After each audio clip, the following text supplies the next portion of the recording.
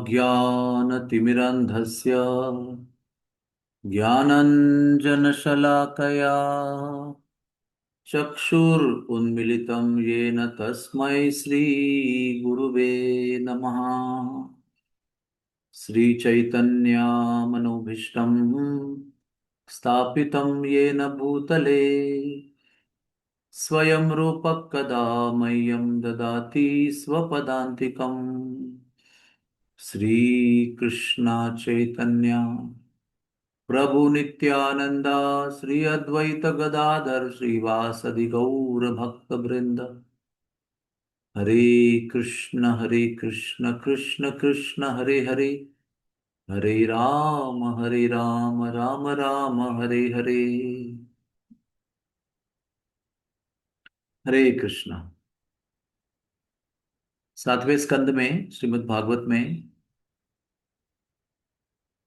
हिरण्यकशिपु के आतंक से सभी देवता परेशान हो जाते हैं। देव देवी, देव ऋषि और सब लोग परेशान होकर भगवान विष्णु से मिलते हैं। विष्णु की आराधना करते हैं, उनको प्रसन्न करते हैं, उनको मिलते हैं। उनके ऊपर इतना आतंक हो रहा था कि हिरण्यकशिपु ने उनको सबको नौकर बना के रखा था और उसके साथ साथ वो रोज उनकी मानहानि करता था, रोज उनका अपमान करता था। तो भगवान विष्णु ने दर्शन देके उनको पूछा, क्या हो गया? तो उन्होंने कहा कि हम हिरण्यकशिपु के आतंक से बड़े त्रस्त हैं, हमें आप उस आतंक से मुक्त कराइए। तो जब हिरण्यकशिपु के विषय में जो निवेदन दिया गया उसके उत्तर में भगवान ने कहा, जो हमारे लिए बहुत ही महत्वपूर्ण चिंतनीय विषय है।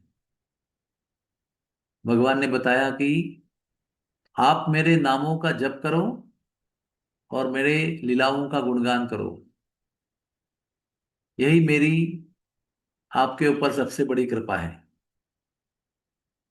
और ये मत समझना कि आपके आसपास जो स्थिति है भौतिक विश्व में, उसको बदल देना मेरी कृपा है।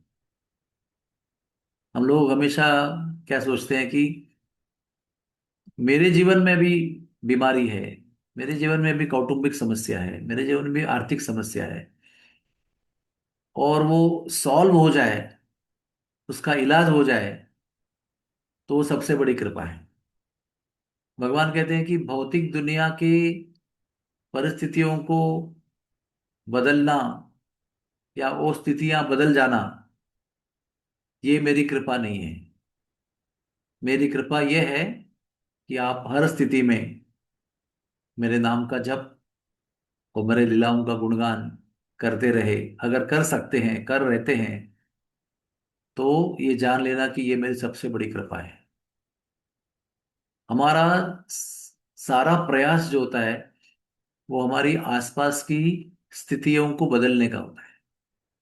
हम चाहते हैं कि हमारी जो नापसंद, अप्रिय घटनाएं हमारे जीवन में हो रही है, उसको हम नष्ट कर दें, उसको हम बदल दें। जैसे हम चाहते हैं कि हमारे बच्चे हमारी सुने, हमारे मन में उनके कल्याण के विषय में जो विचार है वो उनको स्वीकार करके अपने मेरे आदेशों को पालन करें। मेरे पति मेरे जैसे विचार है वैसे पालन करें, मेरी पत्नी मेरी सुने, मेरे विद्यार्थी मेरे सुने, मेरे ऑफिस में मेरे मन के जैसा स्थिति हो। हम क्या करते हैं कि हम हमारे आसपास की जो स्थितियां हैं उसको नियंत्रित करना चाहते हैं, वी वांट टू कंट्रोल। और हमारे मन की जो बात है वो हमको करने की इच्छा होती है। और ये संघर्ष जो है भगवान की इच्छा और हमारे मन की बात, ये संघर्ष जब तक चलता है ना, तब तक हम आध्यात्मिक प्रगति नहीं कर सकते। जब हम ये संघर्ष को एक समय पर छोड़ देते हैं और भगवान की इच्छा को शरण जाते हैं, और कहते हैं यही भगवान की इच्छा है तो मैं इसको स्वीकार करता हूं, वो सबसे बड़ी कृपा है। श्यामकुंड प्रभु जी ने नम्रता के विषय में बात की थी। ये सबसे बड़ी नम्रता है जो मेरे लिए बहुत अप्रिय है। आसपास की घटनाएं मेरे जीवन में, मेरे बच्चों के विषय में, पति के विषय में, पत्नी के विषय में, धन संपत्ति के विषय में, कुटुंब के विषय में, जो भी चल रहा है अभी, वो मेरे लिए बहुत नापसंद है। मैं नहीं चाहता कि वो ऐसे हो। मेरी इच्छा है कि वो सब कुछ ऐसे ऐसे हो। और हम उसके साथ जूझते रहते हैं। और जब तक हम उसके साथ जूझते रहते हैं तब तक हम आध्यात्मिक प्रगति नहीं कर सकते हैं। और विशेष बात यह है कि जब हम दी हुई परिस्थितियों के साथ झगड़ते रहते हैं, जूझते रहते हैं, तो हमारी साधना भी अच्छी नहीं होती है। क्योंकि हमारा संघर्ष हमारे अहंकार को यशस्वी करने का होता है। कि जैसे मैं सोच रहा हूं वैसे क्यों नहीं होता। मैं इतना कृष्ण भावना भावित निर्णय ले रहा हूं, मेरी जो इच्छा है वो कृष्ण भावना भावित है, लेकिन कृष्ण की इच्छा कुछ अलग है। जैसे युद्ध नहीं करना, इसके लिए भी अर्जुन के पास बहुत कृष्ण कॉन्शियस विकल्प थे। शास्त्रीय आधार के ऊपर कारण दिए थे उन्होंने। और एक विकल्प था कि युद्ध करें, सबका वध करें। तो शास्त्रीय आधार पर दिए गए सारे विकल्पों को भगवान ने कहा कि ये माया है। कुतस्तः कल्मषमिदम, कहां से आपके अंदर ये इम्प्योरिटीज आ गए हैं।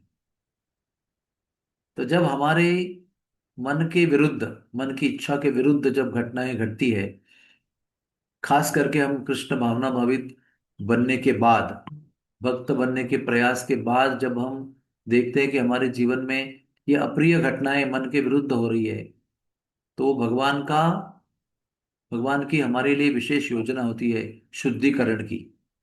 It is Krishna's divine plan for our spiritual purification.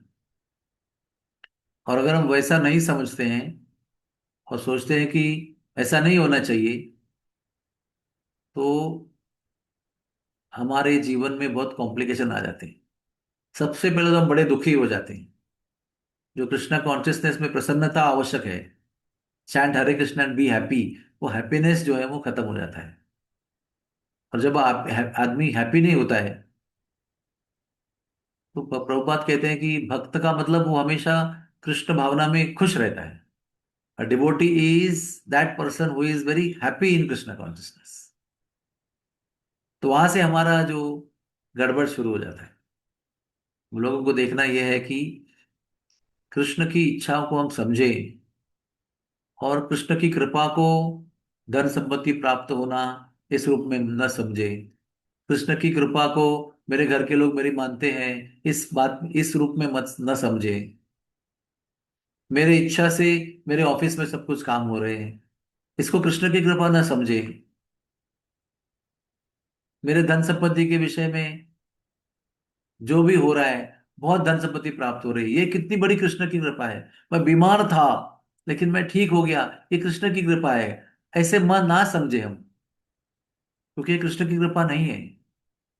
Krishna की कृपा सदैव उनके नाम का जप कर पाना, और सदैव उनकी लीलाओं को सुन पाना, उनकी इच्छाओं को अपनी इच्छा मानना, मान पाना, यानी मान सकना, एक्सेप्ट करने के लिए हम यशस्वी होना, ये कृष्ण की कृपा है। और इसलिए हम लोगों को सदैव संतों का संग करना चाहिए और श्रीमद् भागवत को पढ़ना चाहिए। क्योंकि श्रीमद् भागवत में ऐसे कई प्रसंग हैं जिसमें हम देखते हैं और सीखते हैं कि कृष्ण की कृपा वास्तविक रूप में क्या है। और हम जब भी इसके लिए करते हैं कि हमें कृष्ण की कृपा मिले। हम शास्त्र भी इसलिए पढ़ते हैं कि हम कृष्ण की कृपा को प्राप्त करें।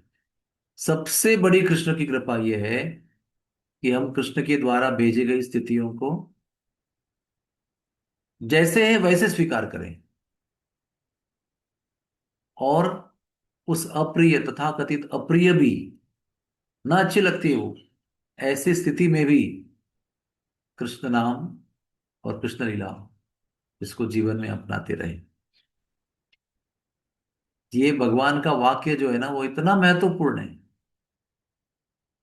एक बार दोबारा दोहराता हूँ और मेरी वाणी को अंत विराम देता हूँ कि आसपास की स्थितियों को बदलना, विश्व की स्थितियों को बदलना, बदल पाना, ये मेरी कृपा नहीं है। मेरी कृपा मेरे नाम का जप और लीलाओं को सतत स्मरण कर पाना, ये मेरी कृपा है। हरे कृष्णा, हरे कृष्णा, कृष्ण कृष्ण हरे हरे, हरे राम, राम राम हरे हरे।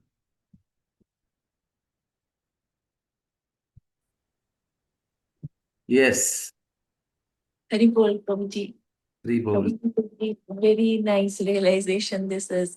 बट प्रभु जी, हम ऐसे तो अपनी रिस्पॉन्सिबिलिटीज को, हम ये जो कंट्रोल की हमारी मेरी नेचर है, तो मैं उसको कहती हूँ कि ये तो मेरी रिस्पॉन्सिबिलिटी है कि मुझे तो अपने बच्चों को या घर में उनको कृष्णा कॉन्शियस बनाना है, तो इसलिए मुझे उनको उनको ऐसे कंट्रोल करना है। तो फिर वो उससे कैसे बचा जाए जी? देखो, हम अपना कर्तव्य करते हैं और हमको कर्तव्य करना भी चाहिए। वो गाइडलाइन हमको शास्त्र से मिलते हैं, गुरु से मिलते हैं। लेकिन हमारे प्रयास को फल देना हमारे हाथ में नहीं ना। हमारा काम प्रयास करना है। भगवान क्या कहते हैं? कर्मण्ये वा अधिकारस्ते माँ फलेषु कदाचन। तो आइडियल ये है कि मैं सबको कृष्ण कॉन्शियस बनाऊं, लेकिन और प्रयास भी मैं बहुत कर रहा हूं।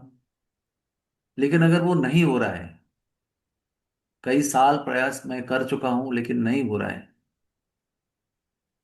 या तो वो कृष्ण कॉन्शियस बन चुके हैं लेकिन हमारी सुनते नहीं है, अपने मन की करते हैं, है ना? ऐसा भी है ना। अभी कृष्णा कॉन्शियस बन चुके हैं, दीक्षा ले चुके हैं, सब कुछ, विवाह हो चुका है, भक्त के साथ विवाह हुआ है, सब कुछ हुआ है, लेकिन कृष्णा कॉन्शियसनेस के अंदर की हमारी सूचनाओं को स्वीकार नहीं करते हैं, अपने मन की करते हैं। तो उस समय लेट गो करना चाहिए, क्योंकि हमारी प्रवृत्ति है ना कि हर चीज है ना मेरे मन जैसी होनी चाहिए। मैं कृष्णा कॉन्शियस हूं, मैं कृष्णा कॉन्शियस विचार कर रही हूँ, मैं कृष्णा कॉन्शियस तरीके से ये सब कुछ चलाना चाहती हूँ, लेकिन वो वैसा नहीं होता है ना, तो हमें बड़ा कष्ट होता है। इसलिए एक स्थिति पर संतों के मार्गदर्शन में उसको लेट गो करना चाहिए और अपनी साधना को अच्छी तरह से करना चाहिए। हम कृष्णा कॉन्शियस हैं। अरे हम अपने शरीर को, हमारे जीवन की घटनाओं को, अपने बारे में जो हो रहा है उसको भी नियंत्रण नहीं कर सकते हैं, तो दूसरों के विषय में नियंत्रण कैसे कर सकते हैं? हम केवल प्रयास कर सकते हैं, हम केवल प्रार्थना कर सकते हैं। यही हमारा यश है। जूझना हमारा यश नहीं है, प्रयत्न करना हमारा यश है। Sincere efforts with prayers. ठीक है। Hare thank you, Krishna, thank you. Hari बोल। और कोई प्रश्न किसी का है?